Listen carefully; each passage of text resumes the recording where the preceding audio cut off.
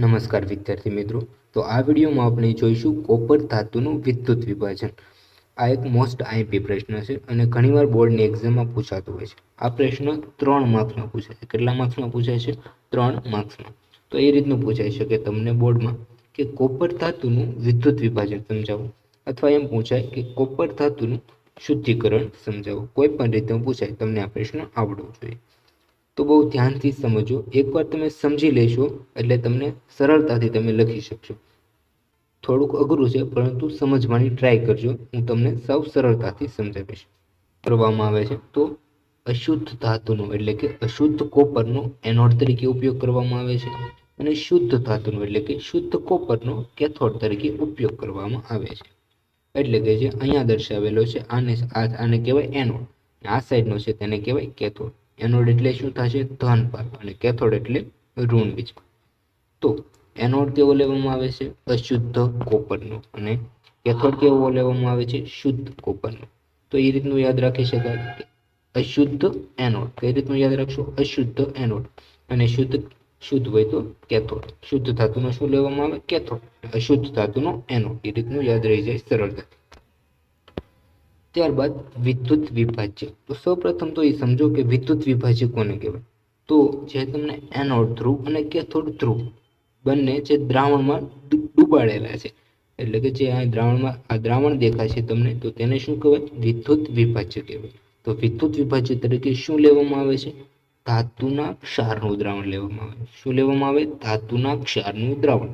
અહીંયા આપણે કઈ ધાતુ વાપરીએ છીએ? કોપરનું શુદ્ધિકરણ કરવાનું છે, એટલે કે કોપરના ક્ષારનું દ્રાવણ. એટલે અહીંયા શું લેશું આપણે? કોપર સલ્ફેટનું દ્રાવણ. તો યાદ રાખજો, વિદ્યુત વિભાજ્ય તરીકે શું લેવામાં આવે? કોપર સલ્ફેટનું દ્રાવણ લેવામાં આવે છે. હવે આપણે આ પ્રક્રિયા કઈ રીતની થાય તે સમજીએ તે પહેલા એક અન્ય બાબત સમજવી પડશે. તો ઓક્સિડેશન કોને કહેવાય અને રિડક્શન કોને કહેવાય? તો ઓક્સિડેશન કોને કહેવાય અને રિડક્શન કોને કહેવાય તે તમે પ્રકરણ 1માં જોયું છે. તો આપણે ઓક્સિજન મેળવવું તો તેને શું કહેવાય? ઓક્સિડેશન કહેવાય. અને રિડક્શન કોને કહેવાય? ઓક્સિજન ગુમાવવો તો તેને રિડક્શન કહેવાય. આ બાબત તમને ખબર છે. આ કોના સંદર્ભમાં છે? તો કે ઓક્સિજનના સંદર્ભમાં છે. પરંતુ આપણે ઇલેક્ટ્રોનના સંદર્ભમાં જોઈએ તો કોને ઓક્સિડેશન કહેવાય અને કોને રિડક્શન કહેવાય? તો કે ઇલેક્ટ્રોન ગુમાવવો તેને શું કહેવાય? ઓક્સિડેશન કહેવાય. અને ઇલેક્ટ્રોન મેળવવો તેને શું કહેવાય? રિડક્શન કહેવાય. ફરી એકવાર, ઓક્સિડેશન કોને કહેવાય? તો કે ઓક્સિજન મેળવવું તેને ઓક્સિડેશન કહેવાય. અને આનાથી ઉલટું, ઇલેક્ટ્રોન ગુમાવવો, ઓક્સિજન મેળવવું અને ઇલેક્ટ્રોન ગુમાવવો તો તેને શું કહેવાય? ઓક્સિડેશન કહેવાય. કોને કહેવાય? ઓક્સિજન મેળવવું, ઇલેક્ટ્રોન ગુમાવવું તેને કહેવાય ઓક્સિડેશન. અને રિડક્શન કોને કહેવાય? ઓક્સિજન ગુમાવવો અને ઇલેક્ટ્રોન મેળવવું તો તેને શું કહેવાય? રિડક્શન કહેવાય. તો આ બાબત યાદ રાખજો. હવે એનોડ ઉપર થાય ઓક્સિડેશનની પ્રક્રિયા, આ યાદ રાખવાનું છે. એનોડ ઉપર શું થાય? હંમેશા ઓક્સિડેશન થાય. અને કેથોડ ઉપર થાય રિડક્શન. એનોડ ઉપર ઓક્સિડેશન. કઈ રીતે યાદ રાખશો? એનોડ ઓક્સિડેશન, અને કેથોડ ઉપર સાથે થશે રિડક્શનની પ્રક્રિયા. તો હવે આપણે આ પ્રક્રિયા કઈ રીતનું થાય, કઈ રીતનું વિદ્યુત વિભાજન થાય, કઈ રીતનું અશુદ્ધ કોપરમાંથી શુદ્ધ કોપર મળે તે સમજવાનો પ્રયત્ન કરીએ. તો આમાંથી હવે બેટરી જોડેલી છે, એટલે વિદ્યુત પ્રવાહ પસાર કરવામાં આવશે. અને વિદ્યુત પ્રવાહ જેવો પસાર કરશું એટલે એનોડ ઉપર થશે ઓક્સિડેશનની પ્રક્રિયા. એનોડ ઉપર શું થશે? ઓક્સિડેશન પ્રક્રિયા. એનોડ આપણે કેવો લીધેલો છે? અશુદ્ધ કોપરનો એનોડ લીધેલો છે. અશુદ્ધ કોપરનો એનોડ લીધો. હવે તેના ઉપર ઓક્સિડેશન પ્રક્રિયા થાય છે. ઓક્સિડેશન કોને કહેવાય? ઇલેક્ટ્રોનના સંદર્ભમાં ઓક્સિડેશન કોને કહેવાય? ઇલેક્ટ્રોન ગુમાવવા. તો જે કોપર, અશુદ્ધ કોપર છે તે 2 ઇલેક્ટ્રોન ગુમાવશે અને શેમાં રૂપાંતર થશે? કોપર +2, એટલે કે કોપર આયનમાં રૂપાંતર થઈ જશે. એનોડ ઉપર કઈ પ્રક્રિયા થઈ? ઓક્સિડેશન પ્રક્રિયા થઈ. અશુદ્ધ કોપર હતો તે કોપર આયનમાં રૂપાંતર છે અને 2 ઇલેક્ટ્રોન ગુમાવે. હવે આ 2 ઇલેક્ટ્રોન ક્યાં જશે? જે ઉપરની દિશામાં ગતિ કરશે. ક્યાં જશે? ઉપરની દિશામાં. એ દર્શાવેલું છે ઇલેક્ટ્રોન. આ ઇલેક્ટ્રોન ગતિ કરતો જશે કેથોડ ઉપર, અને કેથોડ ઉપર બી આવશે આ ઇલેક્ટ્રોન ગુમાવ્યા તે. અને હવે જે કોપર +2 જે કોપર આયન છે એ ક્યાં જશે? દ્રાવણમાં જશે. હવે જે અશુદ્ધિઓ છે, આપણે અશુદ્ધ કોપર લીધું ને, તો જે અશુદ્ધિઓ 2 પ્રકારની છે, દ્રાવ્ય અશુદ્ધિઓ અને અદ્રાવ્ય અશુદ્ધિઓ. જે દ્રાવ્ય અશુદ્ધિઓ છે એ કોપર સલ્ફેટનું જે દ્રાવણ છે તેમાં દ્રાવ્ય થઈ જશે, પરંતુ અદ્રાવ્ય અશુદ્ધિઓ છે તે ક્યાં જશે? જે એનોડ છે, એનોડ ધ્રુવ છે તેના નીચેના ભાગમાં અહીંયા જમા થઈ જશે. તમારે ટેક્સ્ટબુકમાં શબ્દ વાપર્યો છે નિક્ષેપિત થઈ જશે, એટલે કે જમા થઈ જશે. ક્યાં જમા ક્યાં થશે? પણ એનોડની નીચે થશે.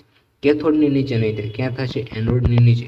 તો આને એટલા માટે કહેવામાં આવે એનોડ પંક કહેવાય. યાદ રાખજો શબ્દ એનોડ પંક કહેવાય. હવે જે કોપર આયન છે તે કેથોડ ઉપર જમા થશે, અને જ્યાં આપણે ઓક્સિડેશન, એનોડ ઉપર જ્યારે ઓક્સિડેશન થયું હતું ત્યારે 2 ઇલેક્ટ્રોન મુક્ત થતા તે ક્યાં ગયા હતા? અહીંયાથી કેથોડ ઉપર આવી ગયા હતા. તો જે કોપર આયન છે તે પણ ક્યાં જશે? કેથોડ ઉપર જશે, અને કેથોડ ઉપર થશે હવે રિડક્શન પ્રક્રિયા, એટલે કે કોપર +2 કેથોડ ઉપર જમા થયા અને 2 ઇલેક્ટ્રોન મેળવી લીધા, અને શું બની ગયું? કોપર. હવે જે કેથોડ ઉપર કોપર મળશે કેવો છે? શુદ્ધ કોપર હશે. તો સમજાઈ ગયું કે શું થાય છે પ્રક્રિયામાં. ફરી એકવાર પ્રક્રિયા સમજી લઈએ શું થાય. તો કે જે એનોડ છે અશુદ્ધ કોપરનો છે, એનોડ ઉપર થશે ઓક્સિડેશન પ્રક્રિયા, જેના લીધે જે અશુદ્ધ કોપર છે તે 2 ઇલેક્ટ્રોન ગુમાવશે અને કોપર આયનમાં રૂપાંતર થઈ જશે, અને 2 ઇલેક્ટ્રોન આ દિશામાં ગતિ કરશે અને ક્યાં જશે? કેથોડ પાસે જશે. અને જે કોપર આયન છે તે ક્યાં જશે? એ પણ જશે કેથોડ ઉપર. ત્યારબાદ કેથોડ ઉપર શું થશે? રિડક્શન પ્રક્રિયા થશે. કોપર +2 2 ઇલેક્ટ્રોન મેળવશે અને શું શેમાં રૂપાંતર થઈ જશે? કોપરમાં. તે કોપર કેવું હશે? શુદ્ધ કોપર હશે. તો શું થશે?